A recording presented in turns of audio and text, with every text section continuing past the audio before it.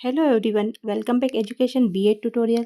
तो आज के इस वीडियो में हम बायो का लेसन प्लान नंबर 12 देखेंगे। तो चलिए स्टार्ट करते हैं लेसन प्लान बनाना, किस प्रकार से लेसन प्लान बनाए जाते हैं। और हो सकता है कि सारे जो कॉलेजेस है वहाँ पर लेसन प्लान का प्रारूप अलग अलग हो सकता है। तो आप अपना प्रारूप पहले देख लीजिए और उसी के अकॉर्डिंग लेसन प्लान बनाइए।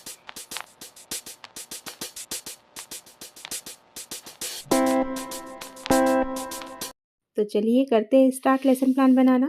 सबसे पहले हम पाठ्य योजना क्रमांक, लेसन प्लान नंबर डालेंगे।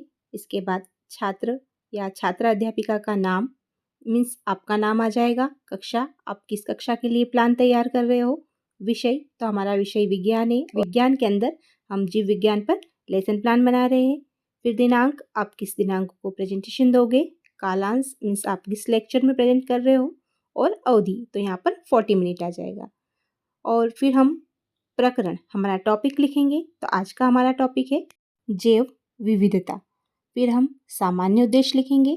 हमने यहाँ पर पूर्वानुसार लिखा है क्योंकि हम बार बार सामान्य उद्देश्य नहीं लिख रहे हैं, क्योंकि सामान्य उद्देश्य एक जैसे ही होते हैं। और जीव विज्ञान की शिक्षण के जो सामान्य उद्देश्य है वहाँ भी हमने पूर्वानुसार लिखा है। तो हमारा जो फर्स्ट सेकंड प्लान था वहाँ पर हमने ये उद्देश्य लिख लिए थे। आप चाहे तो वहाँ से देख सकते हैं और लिख सकते हैं।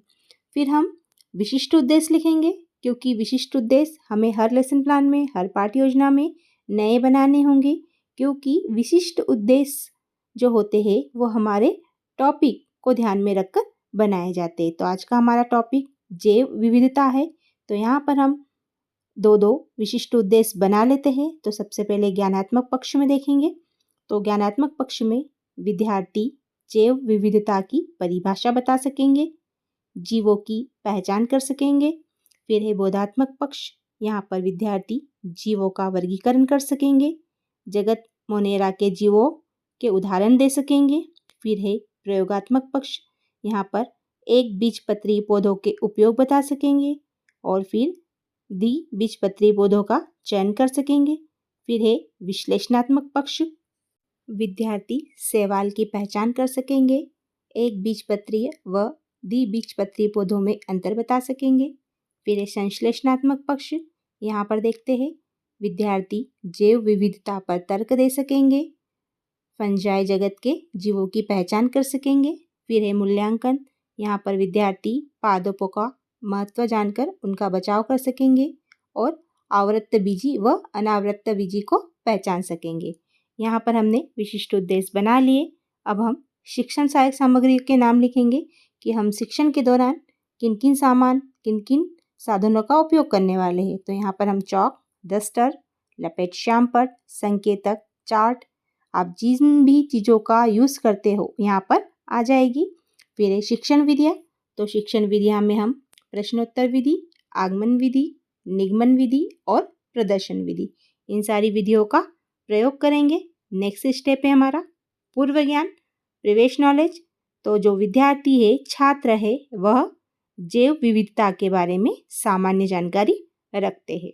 अब आ जाते हैं हम प्रस्तावना प्रश्न या अभिप्रेरण प्रश्न। तो यहाँ पर बच्चों से हम प्रश्न उत्तर के माध्यम से उन्हें अपने टॉपिक तक लेकर आएंगे। ये सारे प्रश्न जो होते हैं बच्चों के प्रवेश नॉलेज के आधार पर होते हैं। तो यहाँ पर हमें 2 कॉलम बनाने पड़ेंगे। एक है छात्र अध्यापिका का व्यवहार और दूसरा है छात्र का व्यवहार। हमारा फर्स्ट क्वेश्चन है, मेंढक, चूहा, मनुष्य ये सभी जीव एक समान होते हैं। आंसर मिला नहीं, इनके कार्य, स्वभाव, रचना एक दूसरे से अलग होती है। फिर सेकंड क्वेश्चन है, इस भिन्नता को क्या कहते हैं। फिर आंसर मिला जीवों में या मानव में भिन्नता। फिर नेक्स्ट क्वेश्चन है, क्या केवल जीव जंतु ही सजीवों की अंतर्गत आते हैं। फिर हमें आंसर मिला नहीं, सजीवों में पेड़ पौधे भी आते हैं। फिर हमने नेक्स्ट क्वेश्चन किया कि पेड़ पौधे एक समान होते हैं। फिर हमें आंसर मिला नहीं, इनमें भी भिन्नता पाई जाती है। फिर हमारा लास्ट का क्वेश्चन है कि अब बताइए इन सबसे क्या निष्कर्ष निकलता है। जब सब में भिन्नता पाई जाती है तो इसे क्या कहा जाता है। बच्चे यहाँ पर निरुत्तर हो गए हैं। यहीं पर हम बच्चों को अपना उद्देश्य कथन कहते हैं। यहाँ पर हम बच्चों को अपना टॉपिक बताते हैं कि बच्चों आज हम जैव विविधता के बारे में या पादप जगत का वर्गीकरण क्या होता है इसके बारे में अध्ययन करेंगे। तो नेक्स्ट स्टेप है हमारी प्रस्तुतिकरण। प्रस्तुतिकरण के साथ साथ हमें प्रस्तुतिकरण चार्ट भी बनाना होता है। तो यहाँ पर आप देख सकते हैं कि हम किस प्रकार से चार्ट बना सकते हैं। यहाँ हम प्रस्तुतिकरण के लिए 3 कॉलम्स बना रहे हैं। एक है शिक्षण बिंदु, एक है छात्र अध्यापक व्यवहार और एक है छात्र व्यवहार। कहीं कहीं पर श्यामपट्ट सारांश भी यहीं पर करवा दिया जाता है। तो आपके यहाँ पर जैसा भी प्रारूप है उस हिसाब से आप लेसन प्लान तैयार कर सकते हो। हमने यहाँ पर 3 कॉलम्स बनाए हैं। तो यहाँ पर एक एक कर हम एक एक बिंदु बच्चों को समझाते चले जाएंगे। तो सबसे पहले हमने समझाया कि अनेक जंतु व पौधे की खोज वैज्ञानिकों द्वारा की जा चुकी है, जो एक दूसरे से स्वभाव, रचना, कार्य आदि में भिन्न होते हैं। इसे ही जैव विविधता कहते हैं। यहाँ पर हमने सामान्य से अर्थ बताया, फिर बच्चों को डेफिनेशन बताई, परिभाषा बताई, फिर जीव जगत का वर्गीकरण 2 भागों में किया गया है। एक है पादप जगत और दूसरा है जंतु जगत। यहाँ पर हमने बच्चों को डिटेल में पादप जगत और जंतु जगत के बारे में बताया। फिर हम आगे बढ़े, फिर हमने जीवों का आधुनिक वर्गीकरण किस प्रकार से किया गया है। तो यहाँ पर एक एक कर हम बच्चों को एक एक पॉइंट समझाते चले जा रहे हैं। सबसे पहले जगत मोनेरा के बारे में हमने बताया बच्चों को। फिर हमने जगत प्रोटिस्टा के बारे में समझाया, इसका एग्जाम्पल दिया। फिर हम जगत प्लांटी के बारे में समझा रहे हैं और इसके एग्जाम्पल दे रहे हैं। जगत फिंजाई, जगत एनिमेलिया, एक एक कर एक एक बिंदु हम बच्चों को समझाते चले जा रहे हैं। साथ साथ में बच्चों को एग्जाम्पल उदाहरण भी बता रहे हैं और हम यहाँ पर क्वेश्चन भी बच्चों से पूछ रहे हैं। फिर हमने आगे प्रस्तुतिकरण में बच्चों को पादप जगत का वर्गीकरण बताया कि पादप जगत को कितने भागों में बांटा गया है। फिर यहाँ पर इन सारे भागों को एक एक कर डिटेल में हमने समझाया। तो यहाँ पर शैवाल, ब्रायोफाइटा और ट्रैक्रियोफाइटा के बारे में हमने बच्चों को बता दिया। और फिर हम यहाँ पर एक एक बिंदु बच्चों को समझा लिए, क्योंकि हमें जितना भी हमारे पास समय है लेक्चर के दौरान उतना कंटेंट हम बच्चों को समझा सकते हैं। तो उतना ही कंटेंट हम प्रस्तुतिकरण में लिखकर तैयार कर लेंगे। फिर हम नेक्स्ट स्टेप की ओर आ जाएंगे। तो हमारा जो नेक्स्ट स्टेप है वह है पुनरावृत्ति प्रश्न।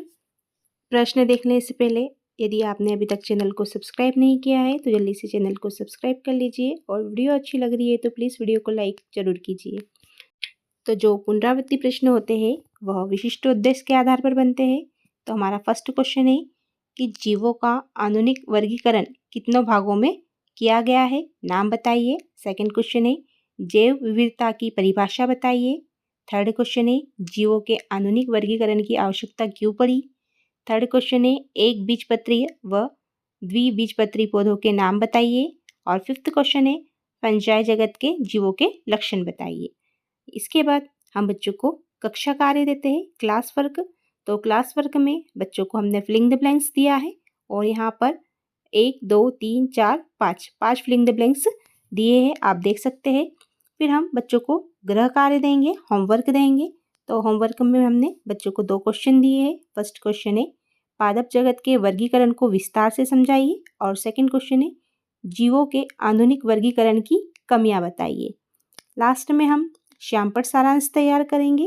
तो जितना भी हम कंटेंट प्रस्तुतिकरण में बच्चों को समझाते हैं उन सारे कंटेंट को जो पॉइंट होते हैं या हम ब्लैक बोर्ड पर जो भी वर्क करते हैं उस कार्य को इस लेसन प्लान में हमें शॉर्ट रूप में प्रदर्शित करना होता है। तो यहाँ पर हम एक ब्लैक शीट पर श्यामपट्ट सारांश लिखेंगे। तो यहाँ पर आप देख सकते हो कि किस प्रकार से हमने श्यामपट्ट सारांश तैयार कर लिया है। आई होप आपको वीडियो अच्छा लगा होगा।